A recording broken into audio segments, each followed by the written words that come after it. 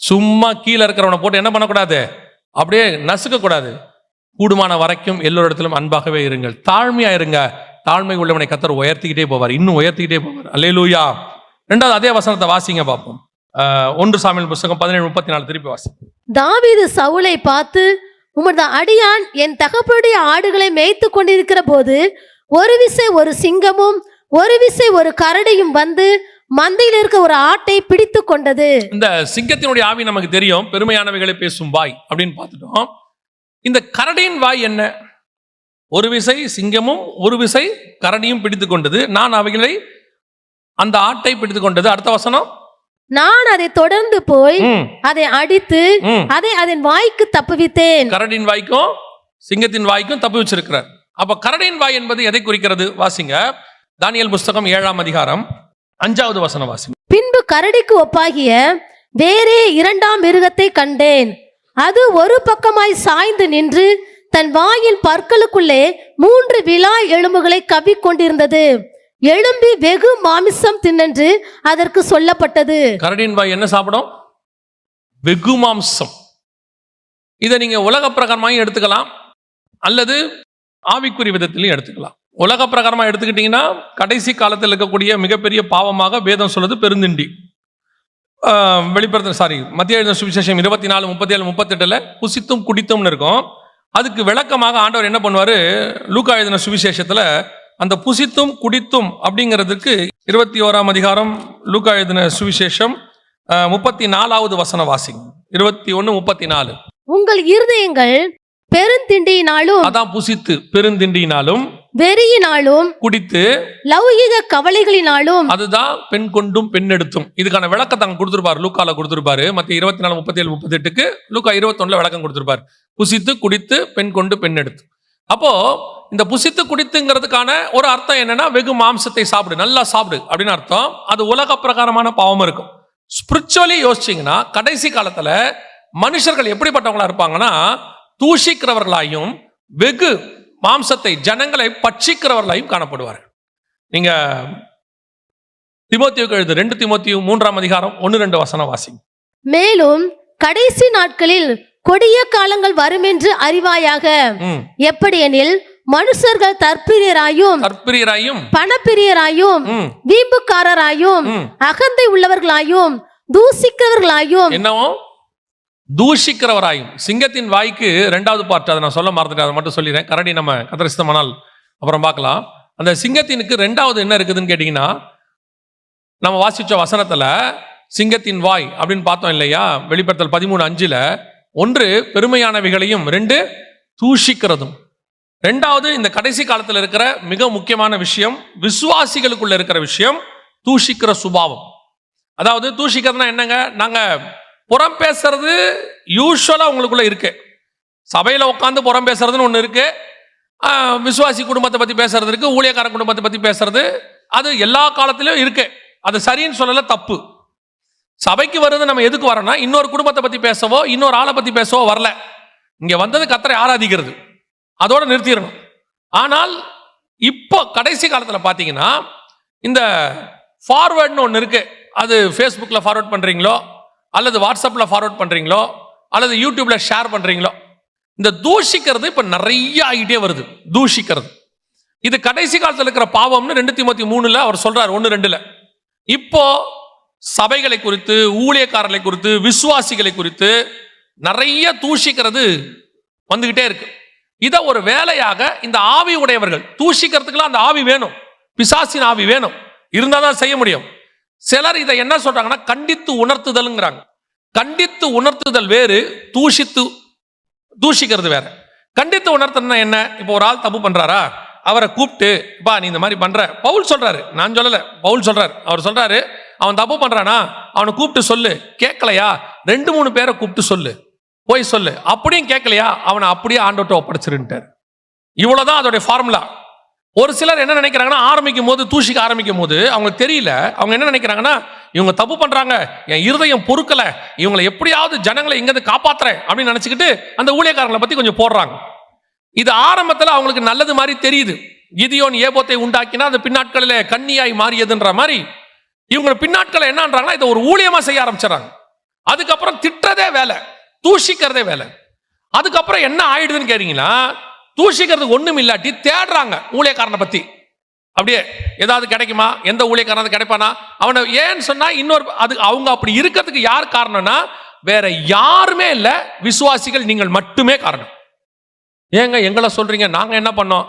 நீங்க அதை பாக்குறீங்கல்ல, அதனால தான் அவன் போடுறான். நீங்க நல்ல ப்ரோக்ராம் போட்டா பார்க்கவே மாட்டீங்க தெரியுமா?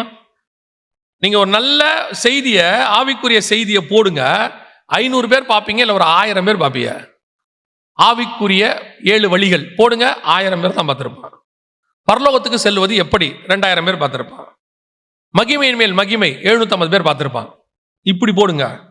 அந்த ஊழியக்காரர் குடும்பத்தில் நடந்தது என்ன? அவரை காணவில்லை. 7000 பேர் பார்க்கறான். அந்த ஊழியக்காரர் என்னன்னா உனக்கு என்ன? இப்ப நீங்க என்ன பண்ண போறீங்க? தெரிஞ்சு என்ன பண்ண போறீங்க? அந்த இன்ஃபர்மேஷனை நீங்க தெரிஞ்சுக்கிட்டு என்ன பண்ண போறீங்க? அந்த இன்ஃபர்மேஷனுக்கு பேரு குப்பை. அந்த குப்பையை நீங்க மைண்ட்ல ஏத்திக்கிட்டு என்ன செய்ய போறீங்க? ஒரு நல்ல விஷயத்தை பார்க்க நீங்கள் தயாராக இல்லை. இந்த மாதிரி ஏதாவது வந்தாதான் நல்லா தெரிஞ்சுக்கொள்ளுங்க. நோவாவுடைய நிர்வாணம் அவருடையதான கூடாரத்தில் அவர் நிர்வாணமாய்த்தான் படுத்திருந்தார். படுத்ததுக்கு காரணம் திராட்சரசம் குடிச்ச மது வெறி. அது நோவாவுக்கும் தேவனுக்கும் உள்ளது. அவர் கூடாரத்துக்குள்ள போய் ஒருத்தன் பார்த்தான்ல, அது முதல் தப்பு. ரெண்டாவது, அதை கொண்டு போய் 2 பேருக்கு ஃபார்வர்ட் பண்ணான்ல, அவன் தான் ஃபர்ஸ்ட் மெசேஜ் ஃபார்வர்ட் பண்ணவன். ஃபார்வர்ட் பண்ணான்ல, அது 2வது தப்பு. நோவா எந்திரிச்ச உடனே ஃபார்வர்ட் பண்ணவன சபிச்சிட்டாரு. ஆனா அதுக்கப்புறம் ஃபார்வர்ட் பண்ணாம டெலீட் பண்ணால அந்த மெசேஜ் 2 பேரு.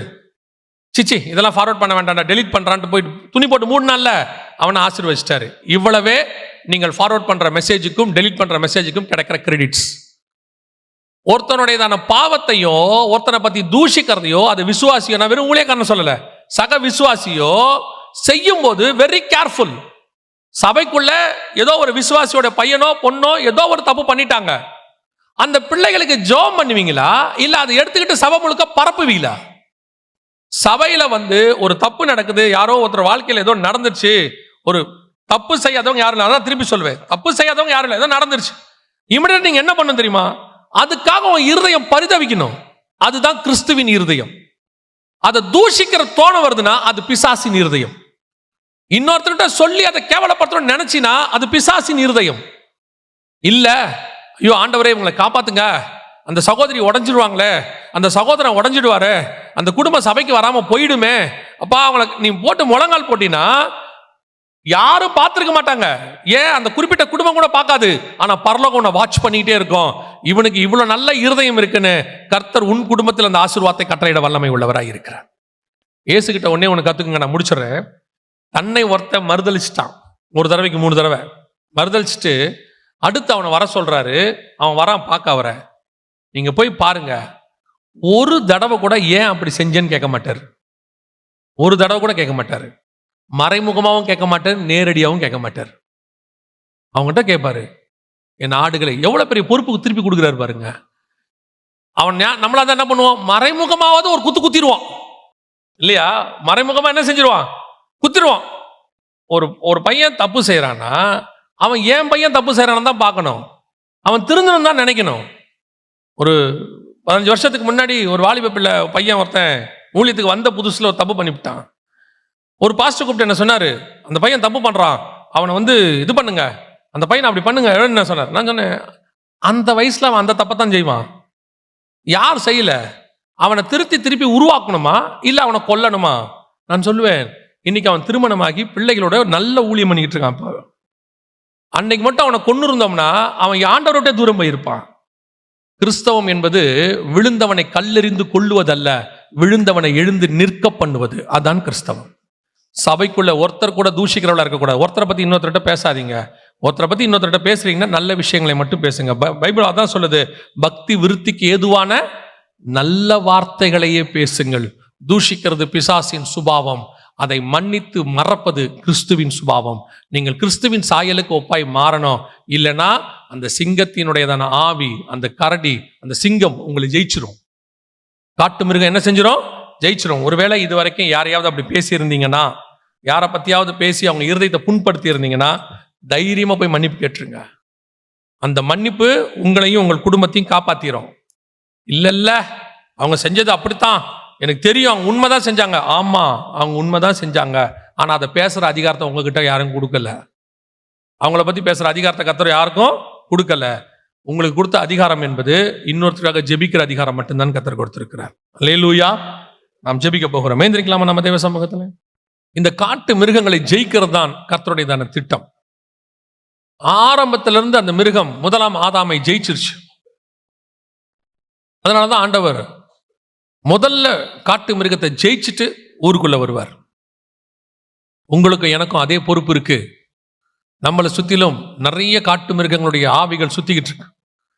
சர்பத்தின் சுபாவம் உடையவர் இருப்பாங்க, சிங்கத்தின் சுபாவம் உடையவர் இருப்பாங்க, கரடியின் சுபாவம் உடையவங்க இருப்பாங்க, நரிகளும் குழி நரிகள் சுபாவம் உள்ளவங்க இருப்பாங்க. வசனம் சொல்லுது உன்னத பாட்டில், தோட்டத்து காய்கள் பிஞ்சும் பழமா இருக்கிறது, நரிகளையும் குழி நரிகளையும் பிடிங்கள். அப்படி ஒன்று இருக்கு.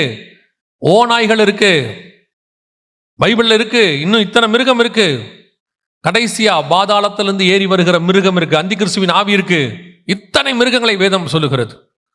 இன்னைக்கு நம்ம இந்த 2 மிருகங்களை தான் பார்க்கிறோம். இந்த சுபாவங்கள் நமக்குள்ள இருக்கக்கூடாது. உங்கள் குடும்பத்தை பத்திரமா பார்த்துக்கொள்ளுங்க. சர்பத்தினுடையதான உபதேசங்கள் வீட்டுக்குள்ளே வராதபடி பாதுகாத்துக் கொள்ளுங்க. 2வது, பெருமையானவைகளையும் தூஷிக்கிற வாய் நமக்கு வேண்டாம். தாழ்மையானதும் அடுத்தவரை ஆசீர்வதிக்கிற வாய் இருந்தா போதும். தாழ்மையா பேசுங்க. யாரை பத்தியும் தேவையில்லாததை பேசவே பேசாதீங்க. நீ என்ன இன்னைக்கு விதைக்கிறையோ நாளைக்கு அது உனக்கு விதையும், முளைக்கும். ஒப்பு கொடுப்போமா? சபை கர்த்தருக்கு முன்பாக ஆண்டவர் சொல்றார் ஏசாயா 5:2, மகா செழிப்பான மேட்டிலே எனக்கு ஒரு திராட்சை தோட்டம் உண்டு. அந்த மாதிரி நம்முடைய சபை நல்ல மேட்டில் இருக்கிற சபையா, அநேகருக்கு முன்மாதிரி சபையா, அநேகர் வந்து பார்த்து இந்த ஐக்கியம், இந்த அன்பு, இந்த சமாதானம், இந்த சந்தோஷம் எங்கேயுமே இல்லைங்க அப்படின்னு சொல்லக்கூடிய மேட்டில் இருக்கிற சபையா மாறிடணும். வந்துட்டு ஒருத்த பின்மாற்றம் அடையக்கூடாது.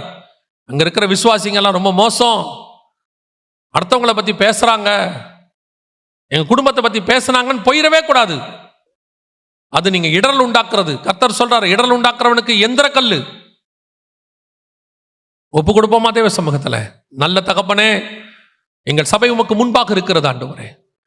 எங்கள் சபை உமக்கு முன்பாக கற்புள்ள கன்னிகையாக, கரை திரையற்ற மனவாட்டி சபையாக, தேவனுக்கென்று நியமிக்கப்பட்ட சபையாக, சத்தியத்துக்கு ஆதாரம் தூணுமான சபையாக நிற்க கிருபை பாராட்டும்.